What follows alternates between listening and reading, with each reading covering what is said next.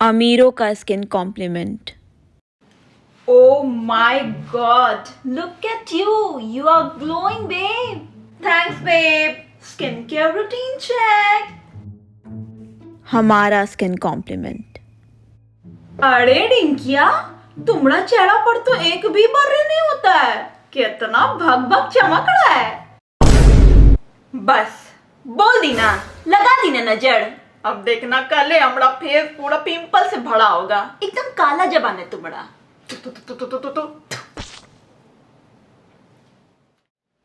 तब कैसन बा? सब कूल? सच सच बताना, अगर कोई तुम्हारा क्लियर स्किन का तारीफ कर देता है तो मन ही मन नजर उतारती हो कि नहीं? खैर, मुझे लगता है कि हर लड़की अपनी जिंदगी में ये दो चीजें तो जरूर चाहती होगी। हाँ, पैसा और बहुत सारा पैसा। जी नहीं, पहला है फिट बॉडी और दूसरा है क्लियर स्किन। तो आज मैं अपने स्किन ट्रांसफॉर्मेशन जर्नी के बारे में बात करने वाली हूँ। मैंने कभी इसके बारे में बहुत खुलकर बात नहीं की है। जो लोग मुझे इंस्टाग्राम पर फॉलो करते होंगे बस उन्हें ही पता होगा, फोटोज या वीडियोस के जरिए। तो आज मैं इसके बारे में डिटेल में बात करने वाली हूँ। तो ज्यादा लबर लबर किए बिना ना, चलिए शुरू करते हैं। आप लोगों को लगता होगा ना कि हम सारे इन्फ्लुएंसर्स की लाइफ एंड स्किन काफी परफेक्ट होती है, लेकिन सच बात तो ये है कि हमारी सारी परेशानी इस कैमरे के पीछे छिप जाती है। मैंने भी नॉर्मल लड़कियों के जैसे बहुत सारे स्किन प्रॉब्लम्स फेस किए, जो आज मैं आप लोगों के साथ शेयर कर रही हूँ। मेरे स्किन इश्यूज बेसिकली 3 फेजेस में हुए हैं। तो ये कहानी शुरू होती है 6 साल पहले, जब हम अपना ममेरा भैया का शादी में छपड़ा जा रहे थे। उसी जर्नी के दौरान मुझे अचानक से फील हुआ कि मेरे फेस पर काफी इचिंग हो रही है। मुझे पहले तो समझ नहीं आया ऐसा क्यों हो रहा है, पर अब हो रहा था। हमको लगा कि कार में चींटी उठी है का। तो किसी तरह अपना फेस नोचते नोचते हम वहां पहुंचे, और वहां पहुंचने के बाद मेरा पूरा फेस रेड हो चुका था और इस तरह से मेरा पूरा स्किन इन्फेक्ट हो गया। और जब ये बात हम अपनी मम्मी को बताए, माँ लग रहा है जैसे फेस पर पूरा इन्फेक्शन टाइप हो गया है। इन्फेक्शन? सबसे बड़ा इन्फेक्शन ना ये तुम्हारा मोबाइल है। ये चूल्हा में जला देंगे ना तो सब चीज ऐसे ही ठीक हो जाएगा। हाँ मम्मी। अच्छा ठीक है, रुको।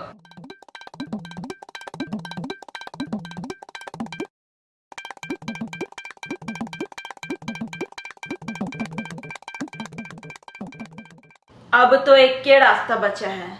हाँ, और वो रास्ता था होम्योपैथी। और जब मैं वो होम्योपैथिक डॉक्टर के पास गई तो उन्होंने मुझे वो चीनी वाली गोली दे दी और एक स्किन क्रीम। सच बोलूं तो मुझे उससे बहुत ज्यादा फर्क नहीं हो रहा था। तो मैं एक दिन ऐसे ही उदास बैठी हुई थी और हमारे घर पर एक स्किन लोशन रखा रहता है जिसका नाम है फ्लूकॉट एन। वैसे तो वो स्किन इरिटेशन के लिए होता है, लेकिन हमने कभी उसे फेस पर यूज नहीं किया था। तो मेरी मम्मी मेरे पास आई और उन्होंने वो लोशन मेरे फेस पर लगा दिया, ये बोलते हुए कि मेरा दिल कहता है कि इससे ठीक हो जाएगा। अब आप लोग तो जानते ही हो, माँ का दिल। एंड गेस व्हाट, मेरी जो जली जली सी स्किन थी, जो रेडनेस थी, वो उस लोशन के लगाने से ठीक होने लग गई। भगवान, मतलब एकदम चमत्कार कर दिए। हाँ बुआ जी। मैंने ये स्किन इचिंग और रेडनेस के लिए ये फ्लूकॉट एन और मोमेट, इन दोनों में से किसी एक क्रीम को यूज किया। वैसे ये मोमेट क्रीम भी स्किन इचिंग और रेडनेस के लिए यूज की जाती है, पर मैं ये सारे लोगों को रिकमेंड नहीं करूंगी क्योंकि सबकी स्किन अलग अलग होती है। पर मेरे स्किन पर ये सूट हुआ था तो मैंने आप लोगों को बताया। तो मोटा मोटी सब ठीक के जा रहा था, पर हमारा इतना अच्छा किस्मत कहाँ। दिसंबर 2019 में मेरे फेस पर काफी सारे छोटे छोटे पिंपल्स होने लग गए थे और वो डार्क स्पॉट्स में कन्वर्ट होने लग गए। हमको लगा कि मोमेट उमेट लगा के ठीक हो जाएगा, लेकिन नहीं, इस बार बात अलग था। तो फिर क्या था, चल दिए हम होम्योपैथी की ओर। वैसे वहां जाने पर मुझे पता चला कि जो मेरे फेस पर हो रहा है उसे एक्ने कहते हैं और शायद ये हार्मोनल था। तो मिल गया वही हमको चीनी वाला गोली और एक स्किन क्रीम, उसका नाम था एक्वी प्लस। हाँ, मैंने फिर उसे यूज करना स्टार्ट किया। वैसे मजे की बात तो ये थी कि अगले महीने ही मेरी शादी होने वाली थी। तो जहाँ लोग कपड़ा खरीदता है वहां हम फोड़ा फुंसी में लगे हुए थे। ये सब देखकर वैसे मेरे पापा भी काफी परेशान हुए। राम रे राम, यंट संट चीज लगा करना अपना पूरा चेहरे बर्बाद कर दी है। सुबह उठवे नहीं करती है, सुबह सुबह उठा करो, ये सब ना गायब हो जाएगा, समझे? खैर, वैसे हम एक्वी प्लस लगा लगा कर ही किसी तरह अपनी स्किन को काम चलाओ बनाए शादी तक। फिर मैं शादी के बाद यहाँ कनाडा आ गई।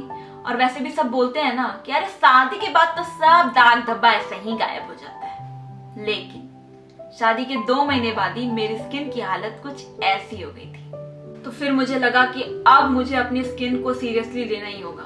तो इसी दौरान मुझे टिकटॉक पर कुछ वीडियोस दिखे स्किन केयर से रिलेटेड, तो उसमें द ऑर्डिनरी ब्रांड के कुछ प्रोडक्ट्स के रिव्यूज थे जो मेरे जैसे स्किन वालों को काफ़ी ज़्यादा सूट करते थे।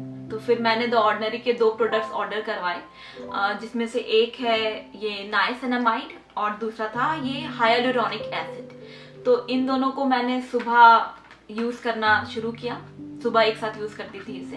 वैसे साथ ही साथ मैंने ये सेरावी का हाइड्रेटिंग फेशियल क्लेंजर और मॉइस्चराइजिंग लोशन, इन दोनों को भी यूज किया। और इस तरह मैं काफ़ी ज़्यादा रिसर्च करने लग गई थी अपनी स्किन के बारे में, स्किन केयर के बारे में। और तो मुझे ये द ऑर्डिनरी का AHA BHA पीलिंग सॉल्यूशन मिला, इसके रिव्यूज़ काफ़ी अच्छे थे, मैंने इसे भी यूज़ किया। पर मैं सच बताऊँ ना, तो इन सारे प्रोडक्ट्स का जो रिजल्ट है वो मेरे फेस पर काफ़ी स्लो हो रहा था, बहुत ज़्यादा अच्छे रिजल्ट नहीं आ रहे थे शुरू में। तब मुझे लगा कि अब बस बहुत हुआ, ज़्यादा तीसमार खान बनने का ज़रूरत नहीं है। और फिर मैं फाइनली एक अच्छे डॉक्टर के पास गई, अच्छे स्किन डॉक्टर के पास गई फिर मैं जब उस डॉक्टर के पास गई तो उन्होंने मेरी स्किन देखते ही एक दवा मेरा मतलब है प्रेस्क्राइब कर दी, जो थी ये। तो उन्होंने शुरू में इसे दिन में 2 बार यूज करने को कहा, मतलब सुबह और सोने से पहले। तो जब मैंने इसे यूज किया तो मेरा जो फेस था वो काफी रेड हो गया और ड्राई हो गया। मैं बहुत ज़्यादा डर गई, बट मैंने जब रिव्यूज़ पढ़ा तो लोगों ने लिखा था कि हाँ ऐसा होता है शुरू में, फिर हमारी स्किन इसकी रेजिस्टेंट हो जाती है, इसे वो एब्जॉर्ब करने लगती है। वैसे मॉइस्चराइजर लगाने के बाद सब कुछ ठीक ही हो जाता था, तो मैंने इसे यूज़ करना स्टार्ट किया। पर फिर भी डर के मारे मैंने सोने से पहले बस एक बार ही यूज़ करना स्टार्ट किया। एंड यू वोंट बिलीव, कुछ ही दिन में मेरे जो सारे दाग थे ना, पिंपल्स से जो हो गए थे या फिर जो एक्ने थे, वो इसे यूज करने के बाद फेड होने लग गए थे। मैं इसे 1 वीक तक लगातार मैंने इसे यूज किया, और साथ में मैं यूज कर रही थी मॉइस्चराइजिंग लोशन सेरावी का जो मैंने दिखाया, और सेरावी का ही फेस वॉश। बस यही चीजें मैं यूज कर रही थी और मेरे सारे दाग फेड होने लग गए थे। वैसे मैं सारे प्रोडक्ट्स का डिटेल अपने डिस्क्रिप्शन में देने वाली हूँ, आप लोग प्लीज वहां से चेक कर लेना कि कौन कौन से प्रोडक्ट्स हो सकते हैं आपको सूट करें। बट अब तो मेरी कंडीशन ये है कि मैं डेली बेसिस पर बस moisturising lotion and face wash और सनस्क्रीन, बहुत सनस्क्रीन यूज कर लेती हूँ, इससे ज्यादा मैं कुछ भी यूज नहीं कर रही हूँ अभी। कनाडा का पानी एकदम तुमको सूट कर गया है। तो बस यही थी मेरी स्किन ट्रांसफॉर्मेशन की जर्नी। तो अगर आप लोगों को मेरे जैसा प्रॉब्लम है, मेरे जैसी स्किन प्रॉब्लम है, एक्नेज है, पिंपल्स है, तो मेरे पास उनके लिए 3 सजेशन है। पहला सजेशन तो ये है कि प्लीज और प्लीज किसी अच्छे स्किन डॉक्टर को दिखाओ, कोई झोला छाप डॉक्टर को नहीं, किसी अच्छे स्किन डॉक्टर को दिखाओ। मैंने भी सालों तक इस चीज को अवॉइड किया है, क्योंकि मुझे डर लगता था कि कहीं किसी दवा का मुझे साइड इफेक्ट ना हो जाए। बट प्लीज मैं सबसे पहले तो यही सजेस्ट करूंगी कि एक अच्छे स्किन डॉक्टर को दिखलाओ, क्योंकि सबकी स्किन अलग अलग होती है। दूसरा सजेशन ये रहेगा कि कम से कम प्रोडक्ट यूज किया करो अपने फेस पर। आप लोगों ने देखा कि मैंने बहुत ज्यादा प्रोडक्ट्स मंगा लिए थे रिसर्च करके, बट वो सब काम नहीं आता है। 2 ही चीजें जरूरी होती है या फिर 3 चीजें जरूरी होती हैं, एक है मॉइस्चराइजिंग लोशन, फेस वॉश और सनस्क्रीन। ये तीनों चीजें ही काफी होती हैं। मेरे केस में मुझे सेरावी के प्रोडक्ट सूट किए, तो मैंने आप लोगों को बताया। आप लोग को जो भी प्रोडक्ट सूट करते हैं बस वही यूज किया करो, 2 ही प्रोडक्ट यूज किया करो, उससे ज्यादा जरूरत नहीं है। तो कम किया करो लेकिन अच्छा किया करो। और तीसरा सजेशन ये रहेगा कि हमेशा मेकअप उतार के ही सोना है, अलसाना नहीं है एकदम भी। और इसके अलावा भी मुझे ऐसा लगता है कि कुछ छोटे छोटे फैक्टर्स हैं जो कि हमारी स्किन को क्लियर रखने में हेल्प कर सकते हैं। जैसे कि मैंने अभी ऑयल कम खाना स्टार्ट किया है, तो मुझे ऐसा लगता है कि कम ऑयली फूड हमारी स्किन के लिए भी अच्छा होता है और हमारी बॉडी के लिए तो अच्छा होता ही है। और अगर स्किन प्रॉब्लम है तो सेल्फी लेकर या फिर रोना धोना करके तो कोई फायदा होने वाला है नहीं। पर मैं ये नहीं बोलूंगी कि तुम लोग स्ट्रेस ही लेना छोड़ दो, क्योंकि ये तो प्रैक्टिकल ही नहीं होगा। अगर किसी को भी स्किन प्रॉब्लम है तो स्ट्रेस तो होता ही है, ये तो मैं जानती ही हूँ। लेकिन इसका एक सॉल्यूशन है कि अपने माइंड को किसी और चीज में डाइवर्ट कर दो। जैसे कि मैंने वीडियोस बनाना नहीं छोड़ा बिल्कुल भी। मेरी स्किन बहुत ज्यादा बुरी थी, लेकिन मैं फिर भी वीडियोस बना रही थी, अपना जो भी काम है मैं वो कर रही थी। तो मुझे ऐसा लगता है कि जो बेसिक रूल्स हैं स्किन केयर के, वो फॉलो करते हुए अपनी स्किन प्रॉब्लम के बारे में थोड़ा कम सोचने की कोशिश करो, आई गेस।